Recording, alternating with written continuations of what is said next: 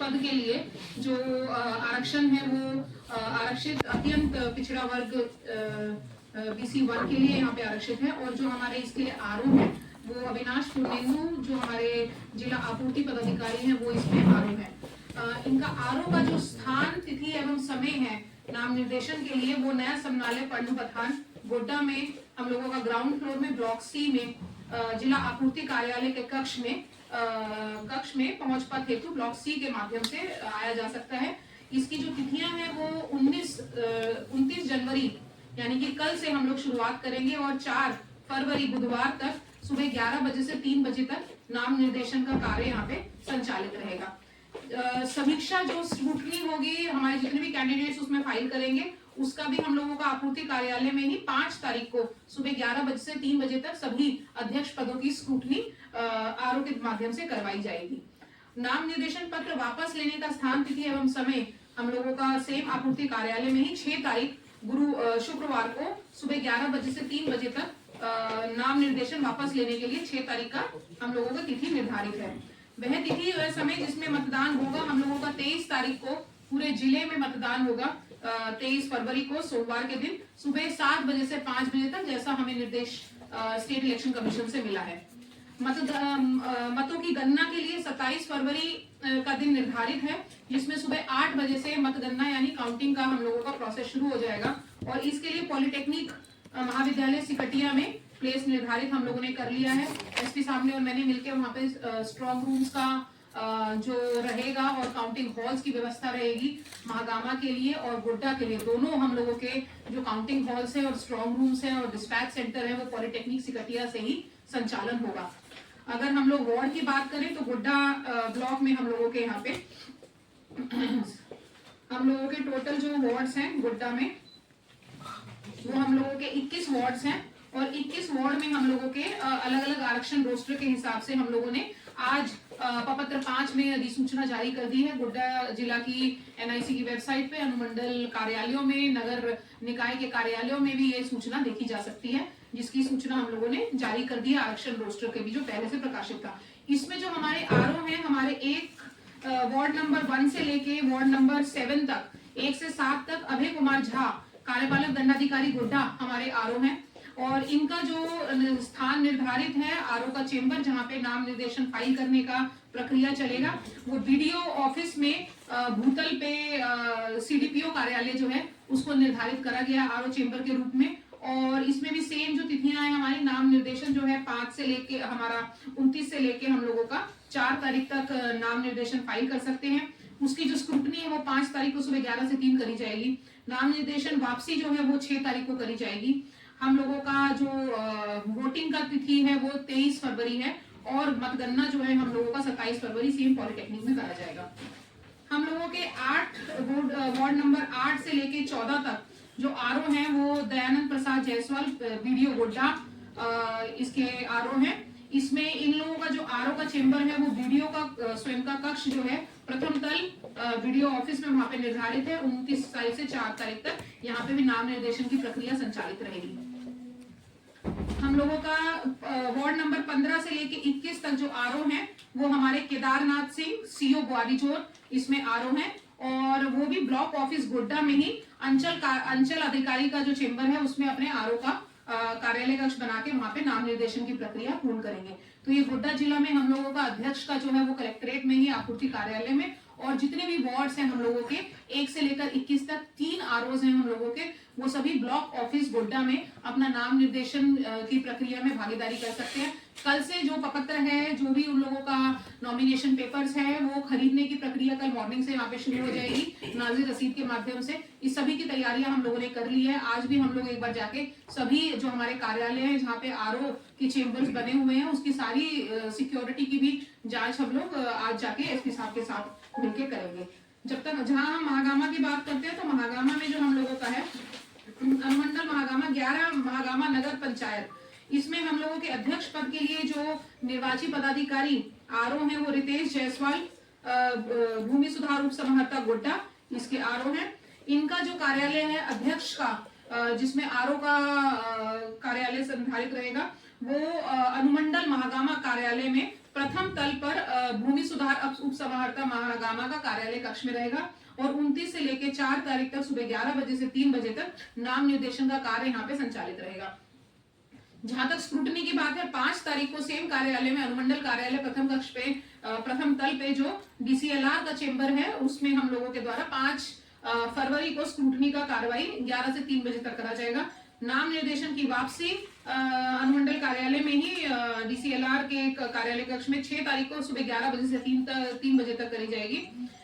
जो हम लोगों का मतगणना है, मतदान का दिन है, वो 23 फरवरी निर्धारित है दोनों जगहों के लिए और सुबह 7 बजे से 5 बजे तक इसका भी हम लोगों का मतदान की कार्रवाई आगे बढ़ाई जाएगी। जहां तक मतगणना की सवाल है, काउंटिंग का 27 फरवरी सुबह 8 बजे से हम लोग पॉलिटेक्निक सिकटिया में ही महागामा का भी काउंटिंग यहाँ पे करवाएंगे।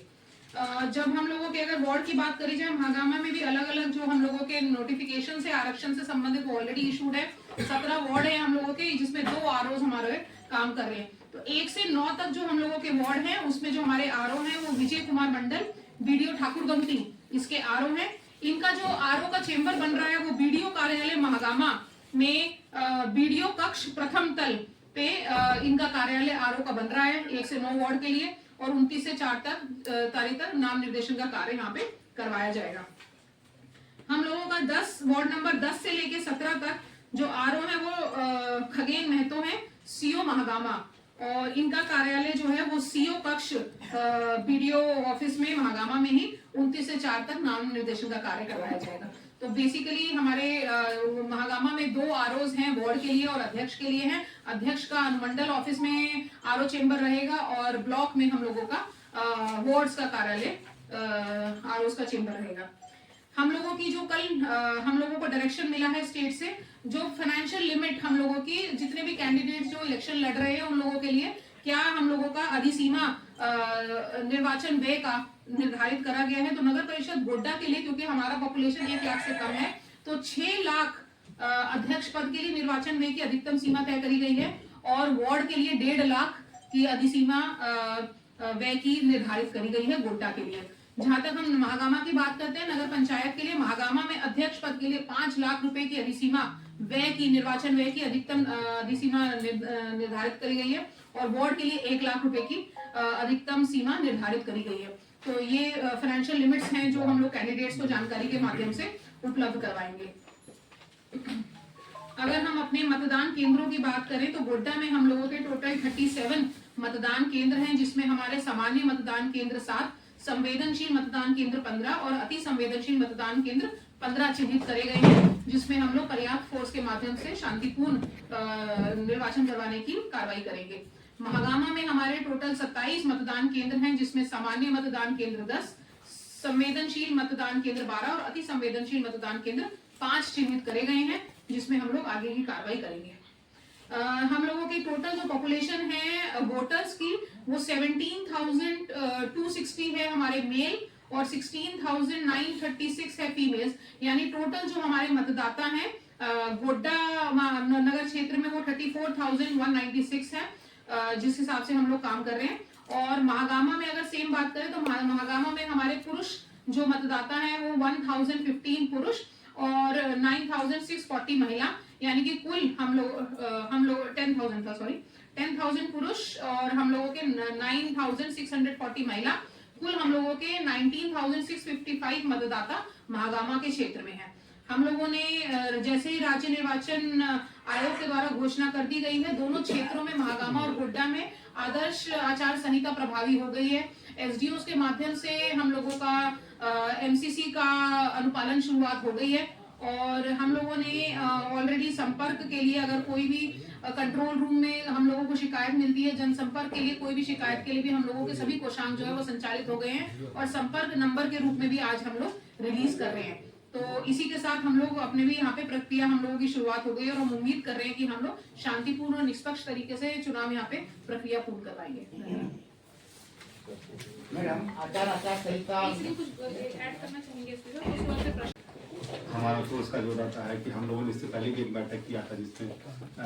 जितने भी हमारे टोटल 64 बूथ है उसको लेकर के किस पे कितनी प्रतिनिधि होनी है उसके लिए हम लोग रिक्वायरमेंट हेडक्वार्टर भेज दिए हैं इसके अलावा जो हमारा काउंटिंग सेंटर है वहाँ पे 3 ईयर का जो प्रोटेक्शन रहता है उसके लिए जो रिक्वायरमेंट IRB या जैक टाइप फोर्स रहना चाहिए, लोकल भी फोर्स रहना चाहिए, उसका भी रिक्वायरमेंट हम लोगों ने भेज दिया है। इसके बाद जो मैडम ने बता दिया कि सेंसिटिव नॉर्मल अति संवेदनशील जो बूथ है उसके लिए हम लोग समय समय पर हम लोग चेकिंग भी करते रहेंगे। और ये जो लगा है कोड ऑफ कंडक्ट ये हमारा टाउन थाना और महागामा थाना के अंदर में पड़ता है, जहाँ पे हम लोग समय समय पर चेकिंग चलाएंगे और जो हम लोग डायरेक्शन में हेडक्वार्टर से वो हम लोग पूरा करेंगे। सर एसपी साहब एक बात पूछना चाहिए कि अभी टोटल दोनों में 64 बूथों में लगभग कितना फोर्स इम्प्लीमेंटेशन हो सकता है सर? कुछ जैसे फोर्स का जो रिक्वायरमेंट होता है वो हम लोग कुछ फोर्स अपना इंटरनल मोबिलाइजेशन से निकालते हैं, क्योंकि हमारा 2 ही थाना में फोर्स लगेगा, एक टाउन में महागामा, बाकी थाने की फोर्सेस में कोड ऑफ कंडक्ट हमारा नहीं है, हमारा फोर्सेस वहाँ से हम लोग निकाल के यहाँ लगाएंगे। बाहर से जो हम लोग फोर्स मांग रहे हैं, हम लोग लगभग 300 एक्स्ट्रा फोर्सेस मांग रहे हैं, जो हमारा जो काउंटिंग सेंटर है मतगणना सिकटिया में उसके लिए, और जो हमारा एक्स्ट्रा फोर्सेस जो जब जिस दिन पोलिंग होगा उसके लिए हम लोग को जरूरत पड़ता है, उसके लिए हम लोग अलग से मांगेंगे। मैडम किस हिसाब से MCC काम करेगा यार? मॉडल कोड ऑफ कंडक्ट की मार्गदर्शिका जो है वो राज्य निर्वाचन हम लोगों का आयोग से ऑलरेडी इशूड है, जिसमें कैंडिडेट्स के लिए सभी मार्गदर्शन ऑलरेडी दिया गया है। जो फाइनेंशियल लिमिट है उसको अनुपालन करना है, जो प्रचार प्रसार के पोस्टर्स और जितने भी नगर क्षेत्रों में लगे हुए थे 24 घंटे के अंदर SDOs के द्वारा उस पर कार्रवाई करते हुए और नगर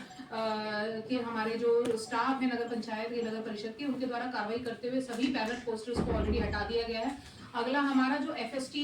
SST और VST की टीम्स है, जो मैजिस्ट्रेट्स हैं, जो लगातार फ्लाइंग स्क्वाड की तरह काम करेंगे, वीडियोग्राफी की तरह काम करेंगे। अगर कोई भी ऐसी हम लोगों को परमिशन SDO साहब के यहाँ से आम सभा की ली जाती है, कैंपेन्स की ली जाती है, लाउड स्पीकर यूज करने की करी जाती है, उन सभी का अनुश्रवण जो है व्यय का भी हमारा जो व्यय कोषांग है उसका संधारित करेगा। और अगर कोई भी जो मार्गदर्शिका का अगर वायलेशन वगैरह रहता है तो SDOs की अध्यक्षता में जो MCC कोषांग है उस पर कार्रवाई करने के लिए आगे सक्षम है और आगे कार्रवाई करेगा। तो हमारी MCC की जो गाइडलाइंस हैं बेसिकली स्टेट इलेक्शन कमीशन की, उसके तहत हम लोग अपने MCC कोषांग को ऑलरेडी एक्टिव कर दिए हैं और ये लोग कार्रवाई करना शुरू कर दिए। आचार संहिता संहिता मैडम मेला में लागू होता है? ये सारा ऑर्डर्स ऑलरेडी 163 का जो SDO के यहाँ से निकल गया है वो ऑलरेडी निकल चुका है। तो ये वाले जो आप लोग अगर मेला की कोई भी जानकारी और ये सब चाहिए हमारे SDO साहब के यहाँ पे MCC कोषांग के द्वारा ऑलरेडी ये वाला 163 के क्या क्या उसमें वायलेशंस हैं, क्या क्या उसमें एग्जाम्पशंस हैं, जैसे एग्जाम्स वगैरह की जो है हमारे सेंटर्स, क्योंकि इस समय 10वीं और 12वीं के भी जो एग्जाम्स हैं हम लोगों के संचालित रहेंगे, तो उसको भी ध्यान में रखते हुए किन टीचर्स की पोस्टिंग डेपुटेशन हम लोगों को इसमें करना है, वो सारी डिटेल्स ऑर्डर में निकल चुकी है। तो उसके लिए वहाँ पे उसके रेफरेंस में लिया जा सकता है। MCC के दौरान मैडम MP या MLA यहाँ विजिट कर सकते हैं या नहीं? तो वो डायरेक्शन इन लोगों का क्लियर है कि सरकारी कार्यालयों के लिए, सरकारी कामकाजों के लिए किस तरीके का जो मिनिस्टर्स हैं ऑनरेबल और हमारे ऑनरेबल MP MLAs हैं उनके द्वारा कहाँ का या कोई और भी जनप्रतिनिधि है उनके द्वारा कैसे विजिट करा जा सकता है सरकारी कामों के लिए। लेकिन जहाँ पे प्रचार प्रसार की बात आती है तो उसमें कैसे पर्सनल उसमें अगर कुछ काम होता है तो उसको हम लोग MCC कोषांग के माध्यम से नोट करेंगे और उसके एक्सपेंडिचर को बुक करने की जो गाइडलाइंस आयोग की दी गई है उसके तहत काम करेंगे।